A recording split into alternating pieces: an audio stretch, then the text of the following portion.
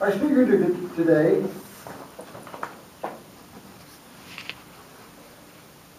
during a Senate debate about the federal budget in the early 1960s, the late Senator Everett Dirksen said, "A billion here, a billion there, and pretty soon you're talking about some real money."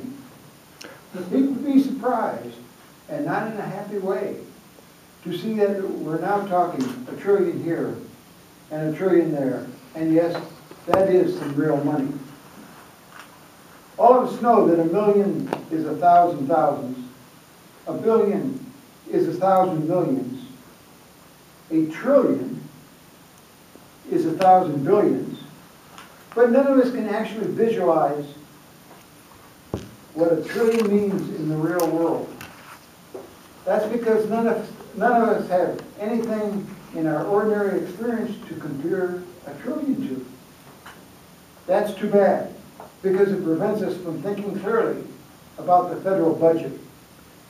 In Project 1, the technical briefing from the Advanced Communications Series Manual, Technical Presentations, Lloyd Smith will explain a simple, real-world way to think about the federal budget. Lloyd Smith and 100 pennies.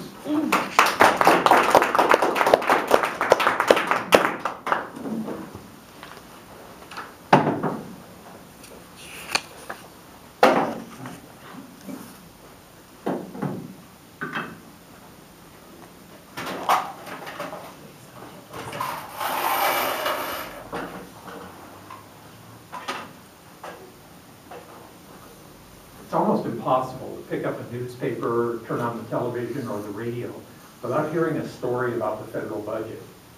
As you know, the two political parties have used the federal budget as a weapon against one another, and that's made it extremely difficult to have sensible conversations about that budget. The one thing that stands out in all of our minds, though, is the size of the budget, which this year is $3.6 trillion. As Jack mentioned in his introduction, it's nearly impossible to grasp a number that large, just because there's nothing out in the real world that we can look at to know that it's a trillion. However, the good news is there is a simple way to understand it. And by the end of this briefing, I'm hoping that you will grasp the idea. So let's think about a little bit about the federal budget. This is a key thing, because that budget determines to a large extent how we operate out in the real world here in terms of benefits we receive, taxes we pay, and the overall health of the economy. Since a trillion is too big to grasp, 3.6 trillion certainly would be even harder to grasp, and that's the number of dollars in the federal budget this year. The weird thing is there actually is no federal budget this year. The last time there was a federal budget was the fiscal year 2010, which was passed in 2009. Congress hasn't been able to manage to pass the budget since then because the two houses of Congress are controlled by opposing parties, and they deliberately create budget resolutions which cannot be compromised in order for them to do what's called log rolling politics. So the way that we're funding the federal government is simple. They have a process called a continuing resolution, where they in effect just roll over the budget into the following year. We're on our third continuing resolution right now, and we're likely to have a fourth one for the next fiscal year too. However, the 3.6 trillion is what the federal budget is, even though there's actually not a federal budget. But don't worry about it too much. Let's think about this a little bit. It's important to understand where the money goes and where the money comes from. And the way to do that is to not think about trillions, but to think about hundreds instead. Let's assume that the entire federal budget is this stack of 100 pennies and see where the money goes. As it happens, you can divide it into several major categories. The first one would be the defense budget. Now, all of us know that that's a very large amount. How large, though, most people have no idea. It turns out that last year we spent $718 billion. That's 20% of the federal budget for 20 of our pennies. So let's see what we got. 2, 4, 6, 8, 10, 12, 14, 16, 18, 20. That's quite a fraction of our stack already committed to the defense budget. You notice that it says here defense and international security assistance. About half of our foreign aid budget is in the form of military aid to other countries, and that's included in this defense budget as well. In reality, only 4 countries get any sizable amount of that foreign aid, the military foreign aid. In order of what they get, it's Israel, Egypt, India, and Pakistan. Israel actually gets about 1/3 of the total. The second category, the second large category, is Social Security. That was $731 billion, or another 20 pennies. 2, 4, 6, 8, 10, 12, 14, 16, 18, 20 more pennies committed. Our stack is getting smaller and smaller. Social Security is the amount, the total amount that was sent out to beneficiaries. When you think Social Security, you think people over 65, and there are about 35.5 million people over age 65 who are getting benefit checks. However, there are also nearly 3 million husbands or wives who are getting benefits based on their spouse's benefit. There's 6.3 million widows, widowers, and orphans who are getting survivor benefits, and another 10.8 million people who are getting disability benefits. That amounts to a portion of the Social Security sent out earlier. The average benefit check per month is about $1,200, and 90% of those people who are getting that rely on that as their sole source of income. So cutting that is a little bit difficult. The third major category is Medicaid, or Medicare, Medicaid, and something called CHIP, C-H-I-P, which is Children's Health Insurance Program. That was 21% of the budget, $769 million, another 21 pennies, 2, 4, 6, 8, 10, 12, 14, 16, 18, 20, 21. Goes to that. Medicare, of course, is health insurance for senior citizens. Medicaid is health insurance for people below the a certain fraction of the poverty line. And CHIP is for children who are living in poverty. Medicaid and CHIP are shared responsibilities of the federal government and the state. This is a very large number of people. 48 million people get Medicare, and 60 million more people get either Medicaid or CHIP. For most of those people, that is their sole source of their ability to get medical care. They would not be able to see a doctor without those benefits. A fourth major category in the budget is something called safety net programs. That's 13% of the budget, $466 million, so 13 more pennies. 2, 4, 6, 8, 10, 12, 13. That's a catch-all category. It includes things like supplemental security income, which is mostly for sick or disabled people. It includes the federal portion of unemployment insurance, includes food stamps, school lunches and breakfasts, housing assistance, home heating assistance, child abuse prevention programs, and on and on and on. These are called safety net programs because if they didn't exist, the people who are getting those benefits would fall below the poverty line. It turns out there are 28 million people who would be below the poverty line if it were not for those accounts. Now you can see what we've got here. This is almost 80% of the federal budget committed to just those 4 categories. The next largest category is veterans and federal retirees benefits. That's $230 billion, or another 6 pennies. 2, 4, 6.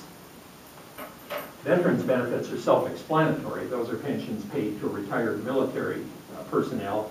Federal retirees, since 1984, have been on the regular Social Security system. That, by the way, includes members of Congress. You'll see those emails claiming they're not on it, but they actually are. But there are federal employees who retired before 1984, and that was a separate pension program, and so they're grandfathered into that. The next largest category is something called interest on the national debt. The deficit is the amount that we're short each year. The debt is the total amount. The total of all the deficits would be the debt. That is 6%, or $230 billion. Oh, wait a minute, I shorted the veterans a penny. They actually get 7. There we go. Now, interest on the national debt is 6%. 2, 4, 6. That's a contractual amount. It's owed to people who loaned us money, and so we have to pay it back with interest. Some of those people may be you may not know it. If you own, say, for example, US savings bonds, you'll eventually get a piece of that six pennies. If you have a retirement plan, there's a very good chance that part of it's invested in federal T-bills, treasury bills, that sort of thing, and they do too. And then, of course, some of it goes to our foreign friends who are good enough to loan us all of these pennies in the first place. The next thing beyond that is transportation infrastructure. That's 3 pennies, $108 billion. That's what the federal government pays for things like airports, bridges, that sort of thing. Right after that, we have education. You would think that would be a very large expenditure, but it's not. On the federal level, 2 pennies. That's because in the United States, we fund education mostly on the basis of states and localities. This, by the way, when you hear the congressman ranting about wasteful federal research projects, like some guy studying fruit flies in Bolivia, as if that's a way to solve the deficit, that would be 1/3 of this penny, this is the total amount that's spent on all of those research projects. After that, we have science and medical research, another 2 pennies. That includes the space program. The space program, all of it, other than spy satellites, is this penny, 1. So cutting that wouldn't make a big difference. We have non-security foreign aid or international aid. That's classic foreign aid, 1 penny. Most Americans think 30% of the federal budget goes to foreign aid, 1%. Finally, everything else the federal government does is the remaining 5 pennies. Everything, park rangers, everything you can think of, air traffic controllers, whatever. Now here's the problem. If you are talking about making cuts, where do you cut? Okay? Nobody wants to cut the defense budget. Nobody wants to short the senior citizens. Nobody wants to hurt the Medicare and Medicaid, but that's 60% of the budget. The reason this is important is that only 57 of these pennies came into the budget as taxes and profit that the Federal Reserve makes on short-term interbank loans. The other 43 pennies were borrowed. So if you agree with the Republicans and we should only have cuts, you have a responsibility to decide whose program gets cut. If you agree with the Democrats and we should have more taxes, we need 43 more pennies. So where would they come from? And this is a way to understand the federal budget by thinking not about trillions, but about just 100 pennies. Mr. Toastmaster.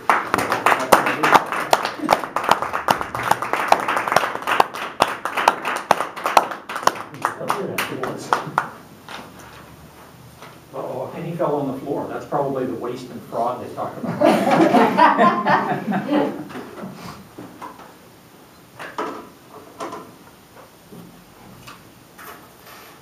Now I'd like to call on the general evaluator.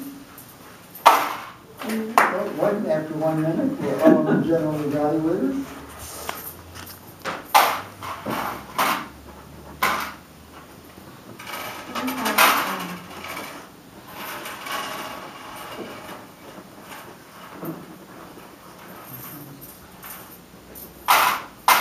Good.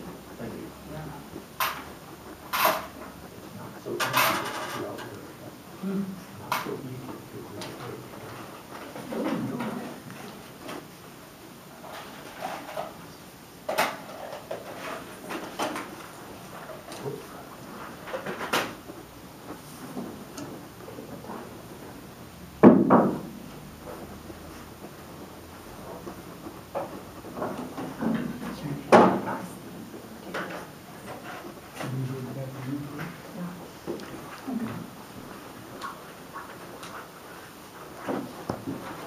Thank you.